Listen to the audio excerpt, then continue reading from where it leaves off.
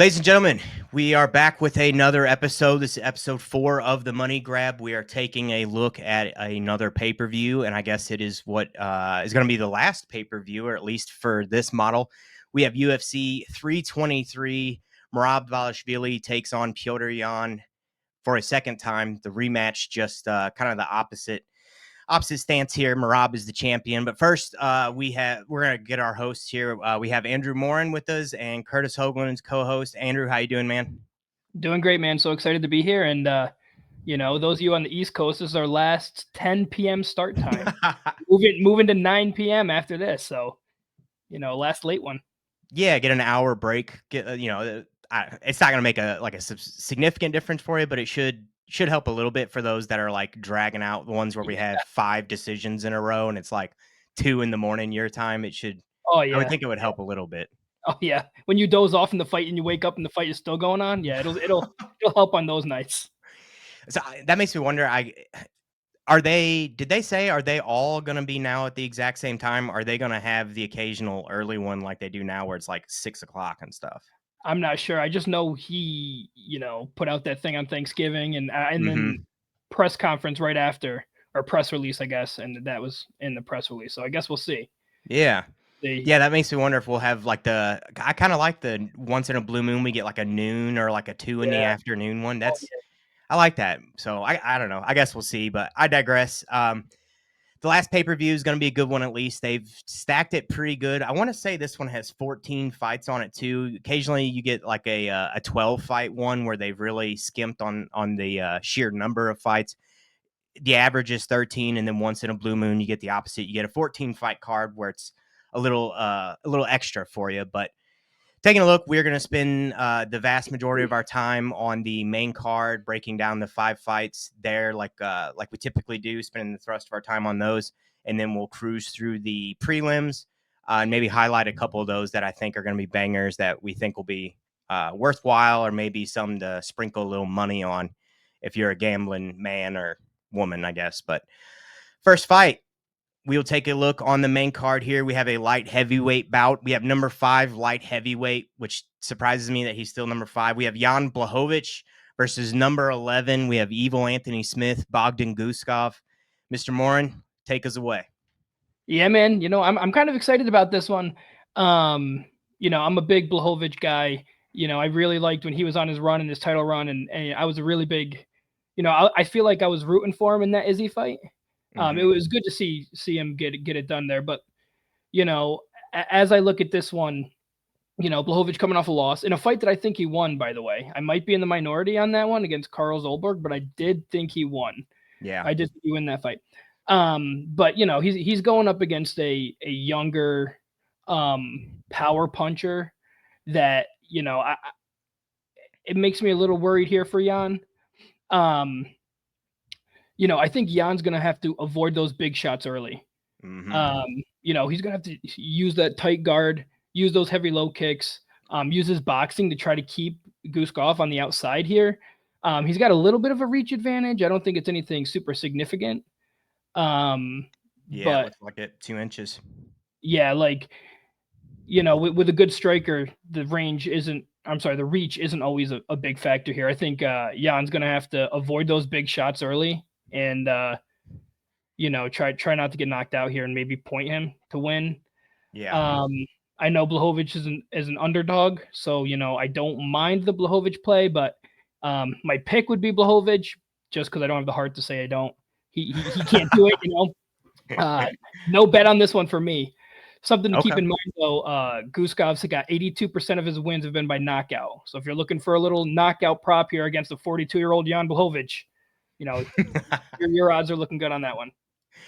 Yeah, if ever your chin's going to start to go, you would think it's when you're well into your 40s at this point. And the dude's been around for forever. He's got a ton of experience, a lot of mileage. At some point, the chin's got to crack, I would think.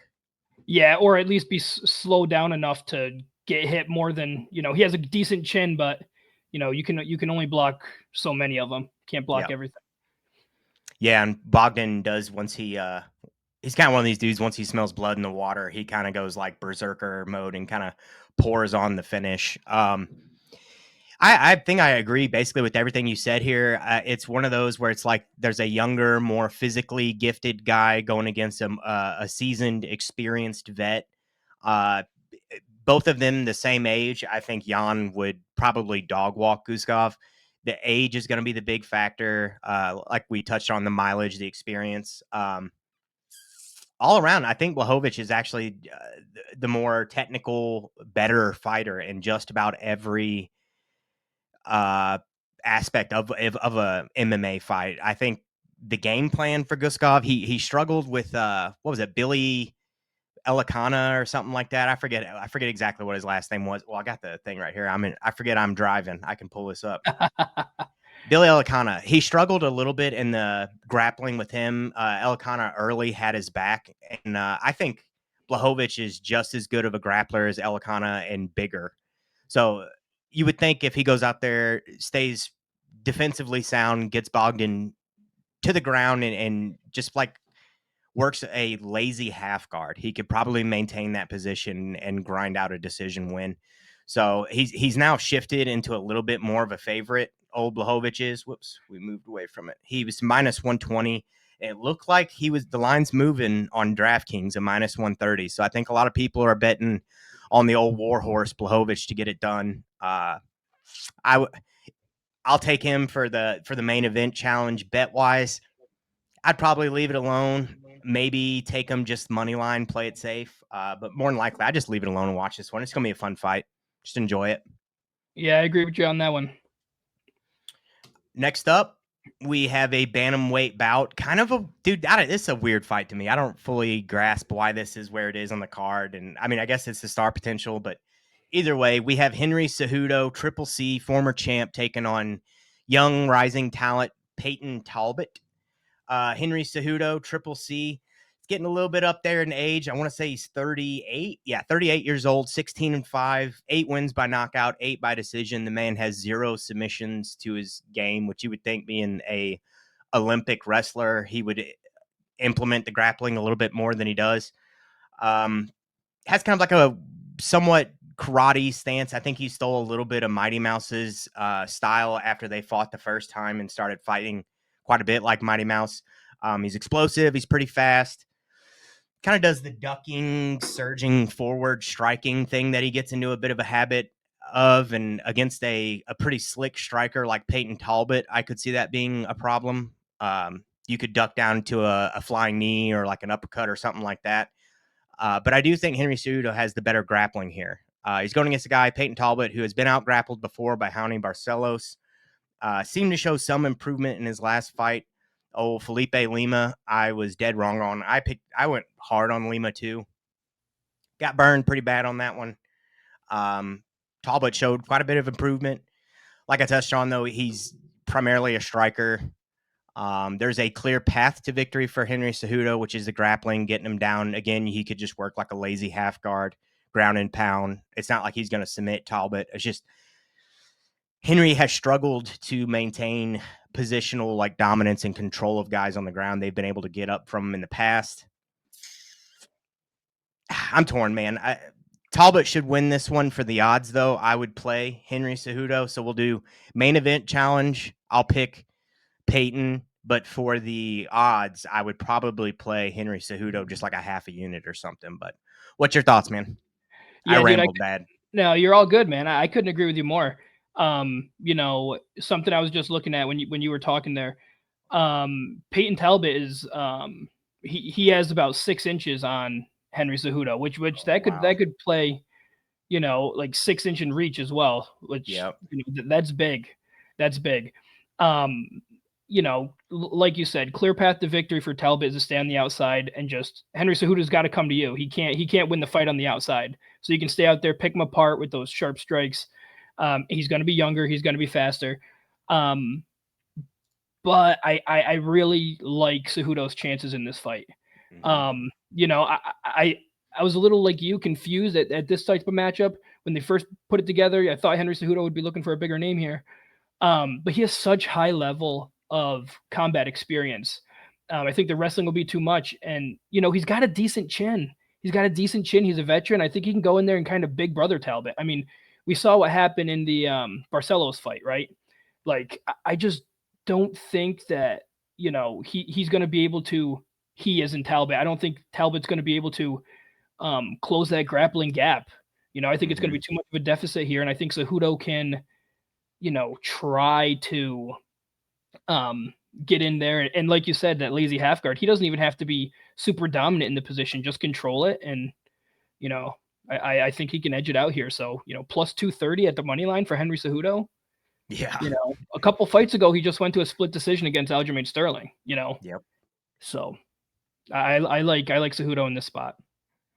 Agreed, man. The durability was something I had written down in my notes and forgot to touch on. And then another thing worth considering that I noticed is both of them have a habit of their chins wandering up the longer they're sitting there in the pocket. And with Henry Cejudo, he ducks and he throws big. So it's like, well, if he does land, he actually has okay power. Now, the range, like you touched on, is going to be, he's really going to have to try and get in there if he wants to touch Talbot. But given how much his chin wanders up, and I think it's a possibility. I definitely think it's a possibility. You know, even if it's something where Cejudo is, you know, works to a body lock, just, I mean, he's just going to try to get his hands on him. Something I do worry about here is Cejudo is not really like an offensive wrestler. Like, I can't remember the last time Henry Cejudo went in there and actually looked for a takedown, you know? So I think he's got to like stop this ducking around stuff. He's got to, you know, be defensively responsible and use his wrestling here to just, you know, edge it out. Yep.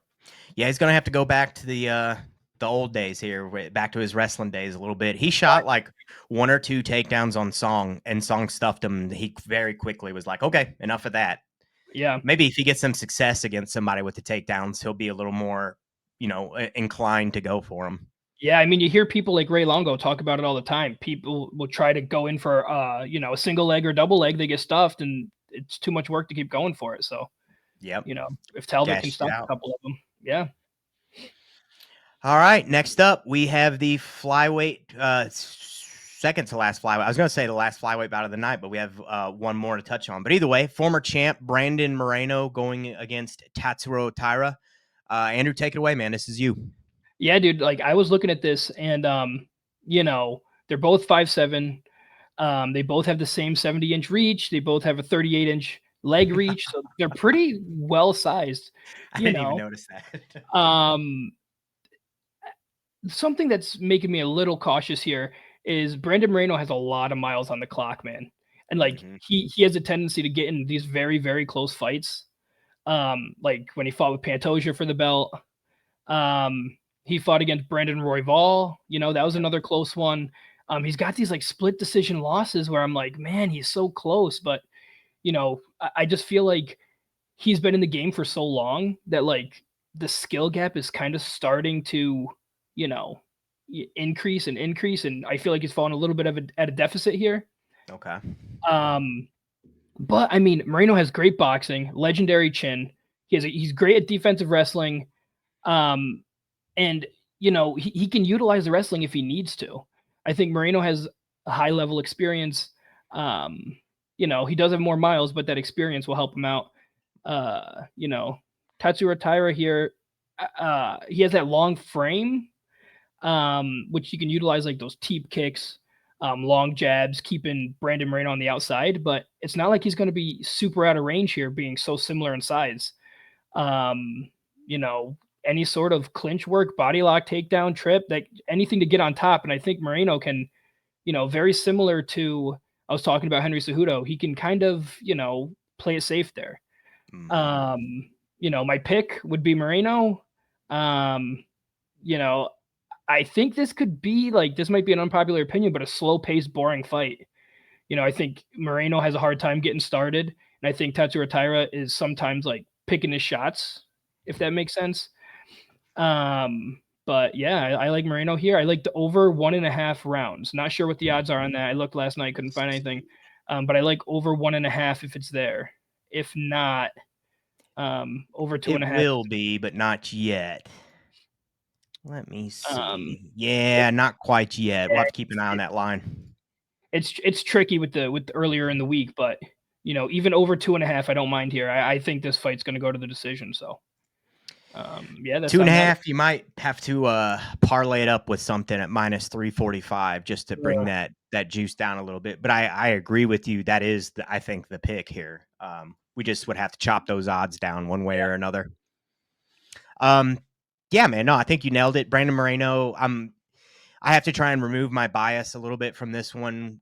We're big Brandon Moreno fans around here. I like the underdogs, like the Rocky stories, and Brandon Moreno had kind of a rough start to his career, and then had a bit of a resurgence, kind of remade himself, and came back, went on a tear, got the belt, had crazy wars with Dawson Figueroa. The mileage, like you touched on, is something that I do think is going to start to be a factor at some point. I don't know if we're there yet because he's one of these dudes. I always think he's older than he is too. And then I look at it, it's like, oh my God, he's only 31 with the amount of fights that he has and the championship experience and everything else. Like, you're not going to find a complete package like that at that age very often. Like, that's hard to come by. Good scrambles, good wrestling, good jiu-jitsu, good boxing. Like, you can just go down the whole list. Like, he's very well-rounded, kind of unconventional. He does some unorthodox stuff, gets a little kind of goofy. He'll put the hands down and he'll get like kind of like charged up and he'll start walking people down and eating shots and stuff. Fights a little bit more with his ego than I would like at times. But then there's other times you can tell he's actually got a pretty high level of fight IQ, does whatever it takes to win at that time, not just the ego move. So I'd like to see that in this fight specifically, because I think Tyra physically is probably going to be a handful for Brandon Moreno. He's gotten a couple people who have kind of out horsepowered him, Dawson Figueroa and Pantoja. Neither of those dudes are really, I think, like technically better than Moreno. I just think they had more ass. They had more horsepower. Brandon Moreno is kind of a light build dude. He's kind of small, he just doesn't seem to be like a very physically strong guy. He's explosive, he's quick, he's snappy, but he just gets out muscled by some of these guys. And I think Tyra is one of these weird, strong, like he's got the weird squeeze.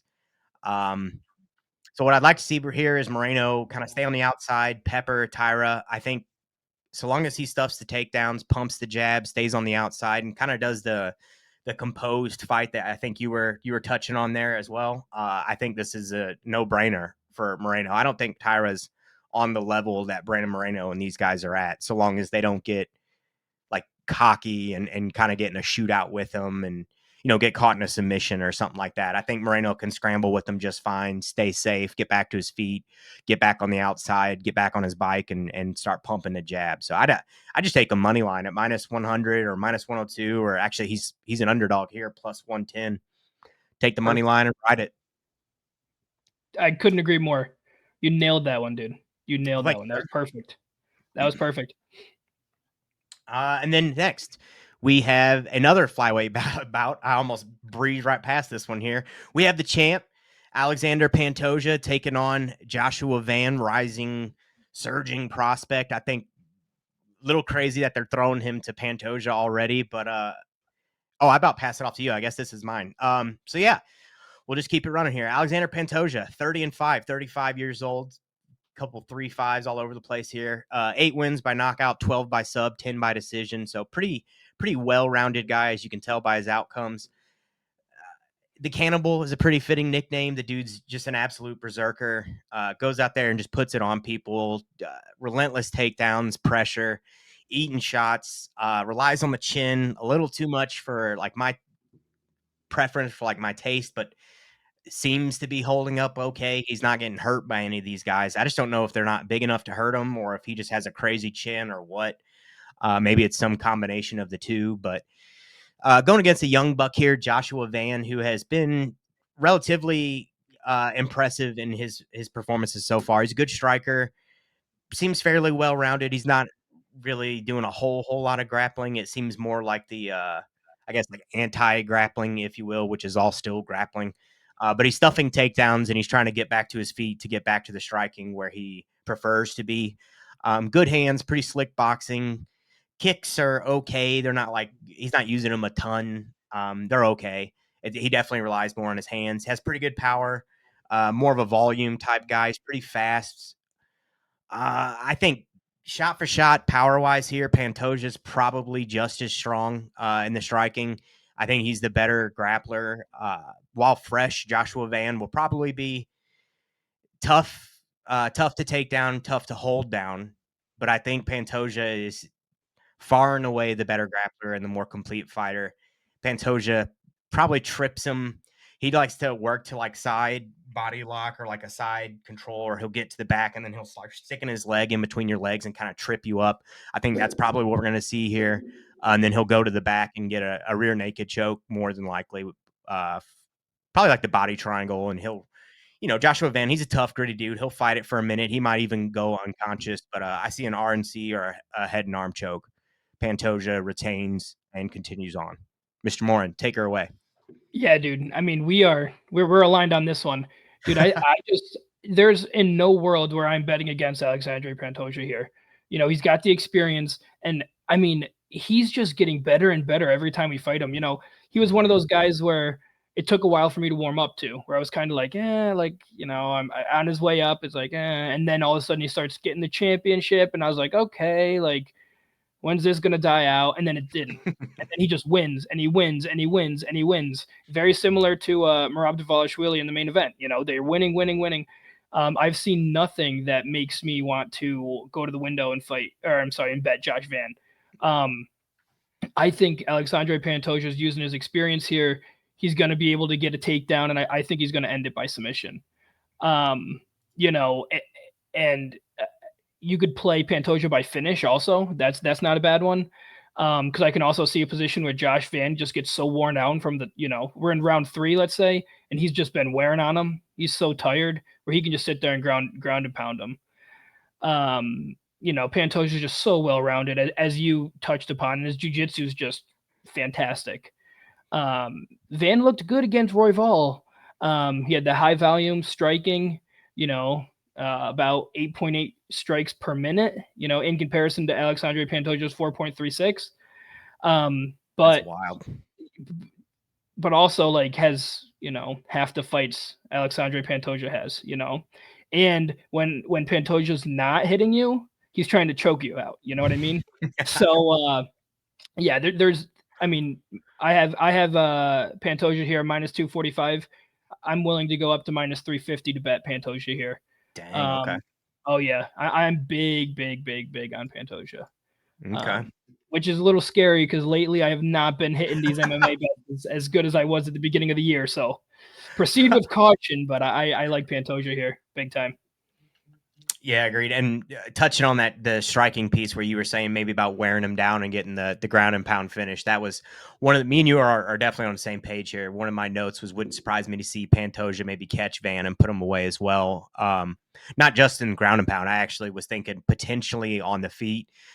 Joshua Van fights with ego a little bit more than Pantoja does, gets caught in these shootouts, and got slept by Charles Johnson, who I think is a technically better striker than Pantoja, but I don't think he has more power than Pantoja. So wouldn't surprise me at all to see Van get caught and get slept, but I think the submission is probably the mode we'll see here. Yeah, and it could be one of those cases where too much too soon, Yeah. I think that's exactly what it is. Too much too soon. We'll see him fighting for the title again. He's young as hell. This will be, I would imagine he'll get the rub, and we'll just see him grow from this fight. Kind of see what it takes to be a champ, and hopefully grow into that because he's got tons of time to continue to develop. Yeah, man. All right, main event of the evening, bantamweight title on the line. We have the Machine Merab Dvalishvili going against No Mercy Petr Yan, however you say it. Andrew, take us away, man. It's all you. Yeah, here we go. I believe this is his 4th title fight of the year, maybe 5th. Yeah. Like, that's just incredible. We haven't seen a champion who's this frequent, and I absolutely love it. Merab's coming in with 21 wins, 4 losses in comparison to Jan's 19 wins, 5 losses. They're both coming off a win. Merab's got an inch. She's an inch shorter. I don't think that matters at all. I think, this is going to be the exact same fight we saw the first time. Jan has been, kind of up and down. He's been a little bit better recently, and I know Merab's been calling for Jan to get the shot. But I just don't think he's going to have, changed his game enough to beat Merab. Like there's nothing that I've seen from Yan to make me think that he's going to beat Merab here. Yeah, man, I'm just all in on Merab, just like I was Pantoja. We know the drill, rinse and repeat. He's going to go in, he's going to shoot a takedown. He doesn't get it, it's fine. He's going to bounce around on the outside. He's going to laugh a little bit. He's going to throw some wild strikings, wild strikes. Then he's going to shoot back in, and eventually he'll get him down, and he'll get the back. He'll start kissing him and yelling at the crowd. Ray Longo's going to be upset in the corner, and then he's going to come back out and just do what he's going to do. I see this 50-45 all day long. I don't think Jan's going to even have a moment in this fight. So, yeah, all day long, Merab Dvalishvili. I do see a decision though. I think Jan's a little bit more durable. And if we're looking at statistics, Merab has 13 of his last 16 fights went to the decision. Jan had 10 of his last 14 go the distance. Now, not all of those were 5-rounders, but, I think this is going to be a decision win for Dvalishvili. I think I agree pretty much 100% on that. Like you said, I've not seen really much development from, honestly, either of these guys. Merab's gotten a little bit better in the striking, but I honestly think a lot of it, he was probably always that good in the striking, and now he's just gotten confident enough that he's opening up and letting go with the hands a little bit more. He's got people afraid enough of his grappling that he can kind of open up and start throwing some bombs at you. I think it was Corey Sandhagen just in his recent fight he had hurt. Petr Yan, kind of the same thing. I don't really think he's developed anywhere. I don't see like this crazy growth. He was always, if former champ, he was always great. I just don't think he's gotten any better. And it's like, well, if both these guys are basically the same, Merab has potentially gotten better, and Petr Yan really more or less the same. Why would it be any different? Merab's not really at the age where I'm starting to worry, like, okay, he's going to start fading. He's 34, so it's like the tail end of probably his peak, or maybe he's just exited it where he's kind of going to start going on the downslope. But Petr Yan's 2 years behind him, so it's not like it's going to be much different there. Yan is probably the better striker on paper. Merab, obviously the better grappler. I just think in MMA, obviously you have to worry about more than one thing at a time in the way Merab mixes it up. He's going to be able to potentially lock up something on Petr Yan, mixing it up, starts throwing some big bombs, does a shot. Some of the things I was noticing in the first fight, he was getting to the back quite a bit on Petr Yan. His submission game has gotten a little bit better. And again, I think it's one of those things he's just opening up more now. So maybe he locks up a submission or something like that, but the play is probably the over. It's probably a decision. And I would say Merab. So wait for that line to come out, play Merab by decision, play the over, play fight goes the distance, something like that. Like the likelihood of him locking up a sub or something is just, it's there, but I just don't see it happen. It's not a very good chance. So play the over, play decision.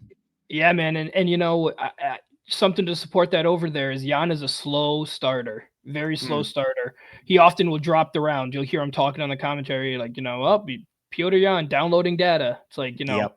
You can only download data, for how many rounds are you going to download data before you start?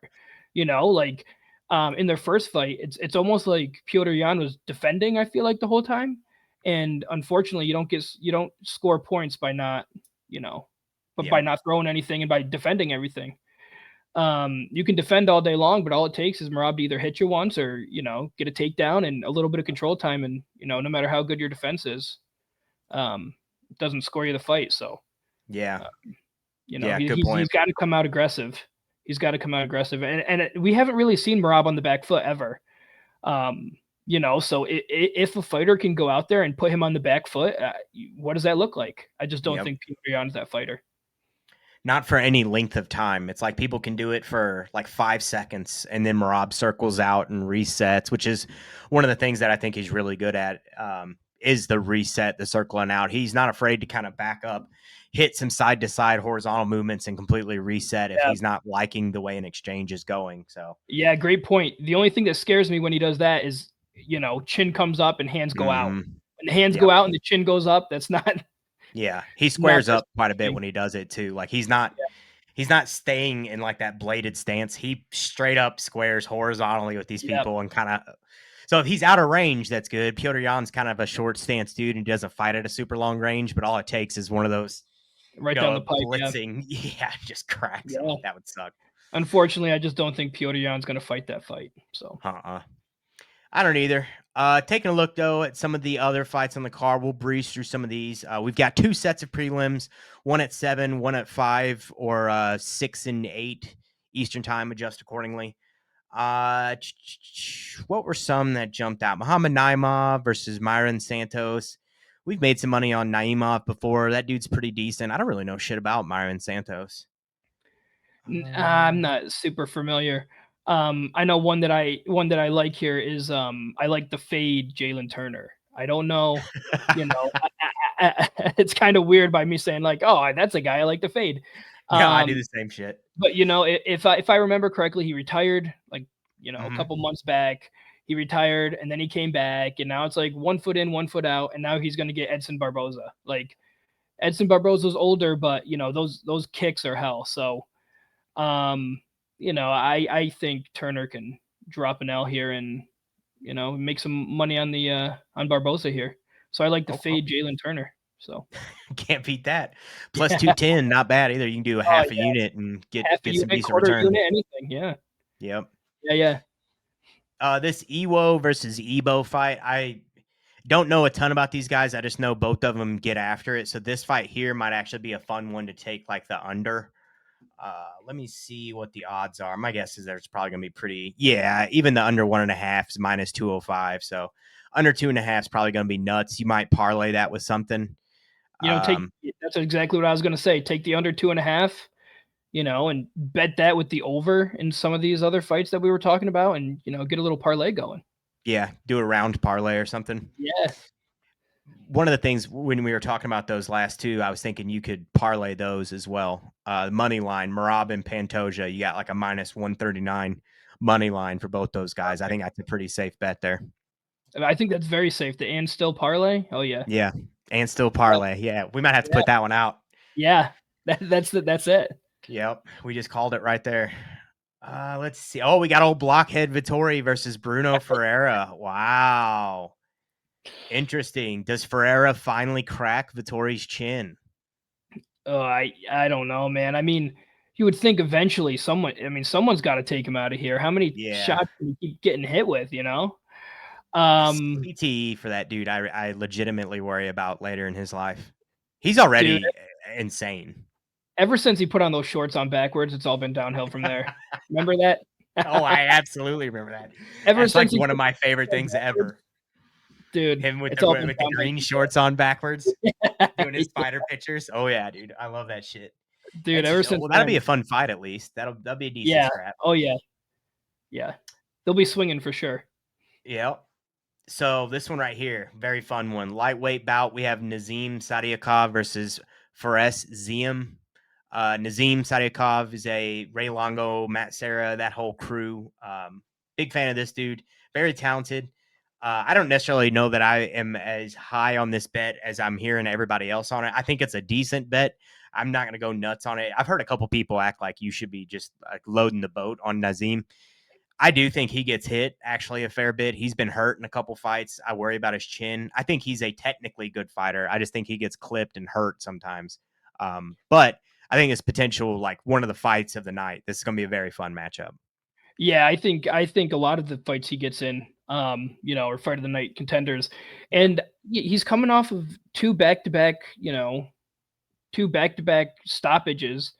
So like I don't mind the plus money here. And now on some of these, you don't have to bet the house on them. Throw a quarter unit, throw half a unit on some of these underdogs here, and you can have a good night. Mm-hmm. I like Nazim here as well. Just trying to find him. Oh, there he is. Plus 114 on DraftKings. We got him 107 on Bovada. So it seems like odds are moving kind of in that direction. Seems like some public money is coming in on Nazim. So if you're going to be betting him, get on it maybe sooner rather than later. great call. I would not be surprised if, this closes by a pick 'em, or even if, he's a slight favorite and Saturday night comes around. So, Yeah. yeah. Yeah, and per usual, I always like throwing the disclaimer: entertain waiting until weigh-ins just to see how these people look at weigh-ins. Sometimes you're dead set on a person, and then they come in looking like hell, like they've had just a terrible weight cut, and they proceed to go out there and get the shit beat out of them.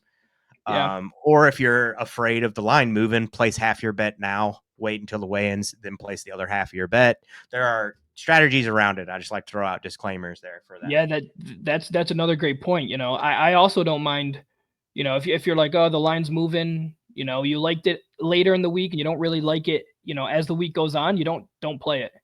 If it's purely a number play, then I would really, either consider your unit size or consider even just playing the bet, period. So yeah, knowing when to step back from a bet takes a little bit. That's a hard thing to develop sometimes. It's some self-control right there. Yeah. We got women's flyweight bout, Macy Barber versus Karina Silva. I don't know. I don't really give a shit about this one. I honestly can't stand Macy Barber, so this is one where I would almost be like, let me just fade somebody, but yeah, it is what it is. I don't care about that one. Yeah, I get it on that one. I get that as well. I do like Macy though. Macy by decision, I do like, which might be a little bit of plus money depending on where she's sitting at. Minus 180 money line, so decision, yeah, she's gonna be close. Plus money. I don't think she's gonna finish Silva. I'm a little skeptical because Barber's been out for a while, but decision on the women's fight you can't go wrong with. So, I like Barber by decision. She has been out for a minute, hadn't she? Yeah, it's been a while. Yeah. It's been a while. March of 24. Damn. I didn't put that together till you said that. Yeah, she has been out for a hot minute. So, ring rust is something to keep in mind as well. So, you could play Silva by money line and then play Barber by decision, get a little hedge opportunity there, plus money both sides. And I like that. I'm a hedge guy anyway. I generally like those. Lightweight bout here. Another very fun one. We have T-Rex, Terrence McKinney versus Chris Duncan. Chris Duncan, I'll always love this dude ever since he snatched up that guillotine. I love Chris Duncan for forever, and I actually think this is another opportunity where we could see that happen. T-Rex likes to shoot in. He leads with his head quite a bit. I think he got caught. Didn't he get caught in a guillotine not too long ago? Let me pull it up. I do not know off the top of my head. I wouldn't be surprised, though. He won over Vyacheslav. For some reason, I thought he got caught in one. But either way, he's been caught in submissions. Chris Duncan's got one hell of a guillotine. I also think he's very durable. I don't see T-Rex going out here and finishing him like he does everybody else. You could play money line Chris Duncan on this one, I think. I like him quite a bit in this fight. Yeah, I was looking at the lines last night. Duncan money line minus 170. That's a bet I will be placing. I think McKinney is, I like him and I like his style. However, I just like Duncan more. I think he can, edge it out here. Agreed. And then the last fight, the featured prelim, whatever I want to call it this week, because I change it every time I think. We have Grant Dawson versus Manuel Torres. This is just a fun one for me, at least. I would just watch this one. I like Grant Dawson, but he's a little hit or miss. He got slept with a jab, and then he goes out there and puts on some performances where you're like, damn, this dude, he could potentially be fighting for a title. Puts a couple more together. So he's just a little too inconsistent for me, and I don't know a ton about Manuel Torres. Did you have any action on this one? Yeah, my pick on this one was Dawson. Okay. I like Dawson by decision. I think he's going to use a grappling heavy approach in this one. Maybe use some ground and pound. I don't see that much. I see like controlling positions, use a heavy grappling approach. I think Torres is going to be, worn down a little bit. And I think he's going to win like a 30-27 decision. I like to bet those guys who have good cardio, I've heard people say it all the time, ABC, always bet cardio. So, yeah, I like the cardio here, but, his chinniness and inconsistency does make me nervous, especially with the money line. He's sitting at like minus 220, I think. Yeah. So, that's steep when you're chinny. So, but I don't mind Dawson. I like him quite a bit. He seems like an all right guy too. Like when you hear him in interviews and shit, you're like, all right, he's pretty likable. Like he's easy to Yeah, root for. I want to see what this dude. Ooh, 8 knockouts, 7 submission wins. He's a kind of a he's a finisher. T-Rex type of guy, do or die. He's getting finished or he's doing some finishing. Interesting. TKO win over Drew Dober. Okay. Who doesn't have a TKO win over Drew Dober though? Unfortunately. These days, unfortunately, that is becoming more and more of a thing. Yeah, dude. TKO lost to Bao Mondays. I like old Nacho. Interesting. Yeah, me too. Me too. Fun scrap. All right. Well, that is pretty much it. We have hit UFC 323. We're going to put our bets out on Twitter like we normally do. We have the and still parlay we're going to have to throw out there as well. You can find us on the socials, on the interwebs. Andrew, you are Morin. Is it __11 on Twitter? Sir. Yes, sir. Got it. So you can find Andrew there. Throw us a like, comment, follow, subscribe, all the good stuff on YouTube. Help a brother out. And I think that's it. Andrew, any parting words? No, it's just, this is going to be exciting to see the last pay-per-view of, a while. So we'll see. End of an era. No more laggy streams, shall we say. God, I hope so. It's got to get better. It can't get worse. It only gets better from here, we hope. Yep. All right, folks. Thanks. We'll see you next time. Peace.